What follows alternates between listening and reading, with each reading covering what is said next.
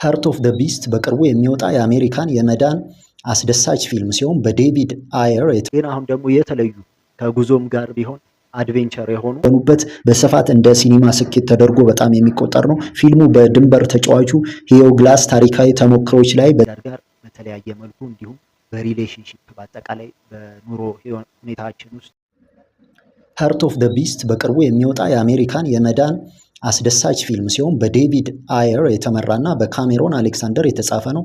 በፓራማውንት ፒክቸርስ የተሰራጨው ፊልሙ በሴፕቴምበር 2026 መጨረሻ ላይ ለቲያትር እንደሚለቀቅ ታቅዷል። አጠቃላይ እይታና ሴራውን ስንመለከት እንግዲህ ሴክሬት ፕሎቱ የሚያጠነጥነው ታሪኩ የጄምስ ቤልሞንት በፊልሙ ማለት ነው ጄምስ ቤልሞንት ሆኖ የሚተውነው በብራድ ፒት የቀረበው ማለት ነው። ብራድ ፒት የቀድሞ የልዩ ኃይል መኮንንና የውጊያ ውሻውን የአውሮፕላን አደጋ ከተረፉ በኋላ ይቅር በማይባለውና ቀዝቃዛ በሆነው የአላስካ ምድረ በዳ ውስጥ ተጣብቀው ይገኛሉ። አንድ ላይ ሆነው ከከባድ የአየር ንብረትና ከዱር እንስሳት ጋር ለመትረፍ ጨካኝና ከፍተኛ ትግል ውስጥ ይገባሉ። በመሰረቱ ፊልሙ በአንድ ሰውና በታማኝ የእንስሳት ጓደኛው መካከል ያለውን ጥልቅና የማይበጠስ ትስስር ይዳስሳል። ቁልፍ ዝርዝሮችን ስናይ ዳይሬክተሩ ዴቪድ አየር ነው። ጸሐፊ ካሜሮን አሌክሳንደር። ተዋናዮች ብራድ ፒት እንደ ጄምስ ቤልሞንት ሆኖ ተውኗል። ጄኪ ሲሞንስ እና ላምቤ እንዲሁም ይገኙበታል። አዘጋጆች ዴቪድ አየር፣ ብራድ ፒት፣ ዴሚየን ቻዜል፣ ኦሊቪያ ሃሚልተን እና ማርቲ ባውን ናቸው። እንግዲህ የሚለቀቅበት ቀን ተብሎ የሚታሰበው ሴፕቴምበር 25 2026 ዓ.ም በፈረንጆቹ በዩናይትድ ስቴትስ እንዲሁም ዩኬ ይለቀቃል በእንግሊዝ ማለት ነው።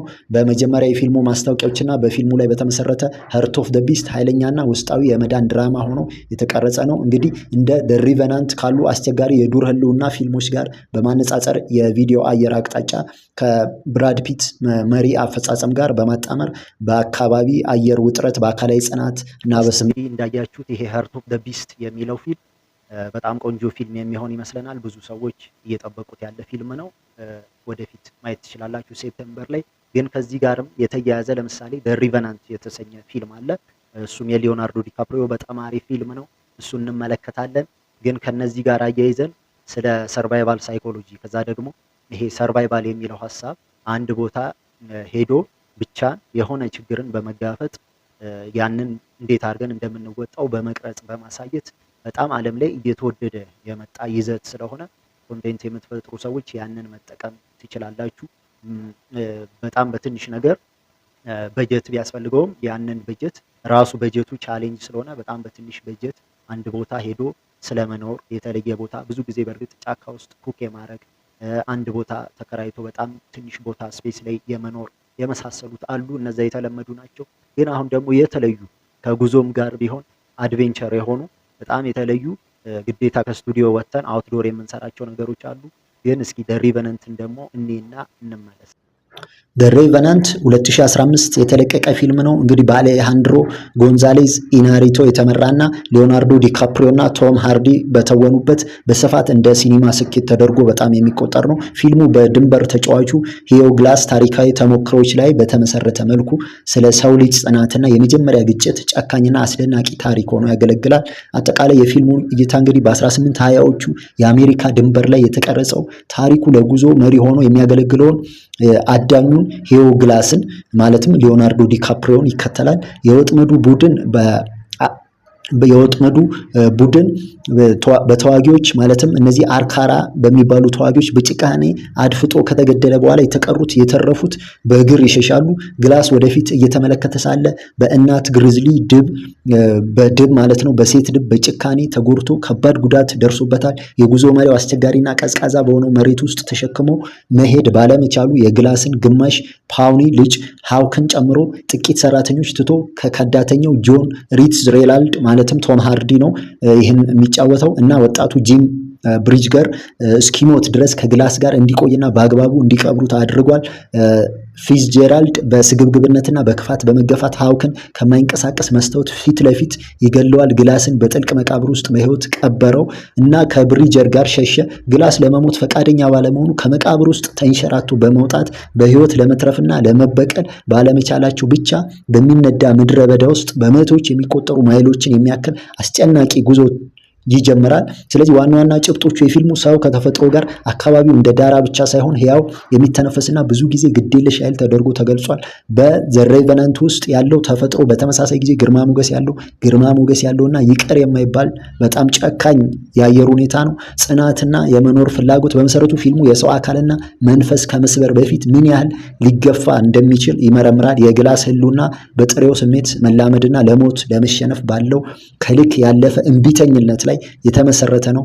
በቀል ከትራንስደንስ ጋር ሲነጻጸር ትረካው በሚቀጣጠል ቢሆንም ፊልሙ በመንፈሳዊ ድምጾች የተዋደ ሲሆን የግላስን የሟች ተወላጅ ሚስትን በሚያሳዝን ሁኔታ በማየት በቀል እውነተኛ ሰላምን ይሰጣል ወይስ በመጨረሻ ነፍስን ይበላል ወይም የሚለውን ጥያቄ ያነሳል። በጣም ቆንጆ የሰርቫይቫል ፊልም ነው፣ ተመልከቱት። ቴክኒካዊ ሁኔታ ስናይ ሲኒማቶግራፊው ኢማኑኤል ሉቤዝኪ አስደናቂ የሆነ ብቃት አሳይቶበታል። ትወና ሊዮናርዶ ዲካፕሪዮ የተወነበት ነው። በጣም ቆንጆ ፊልም ነው።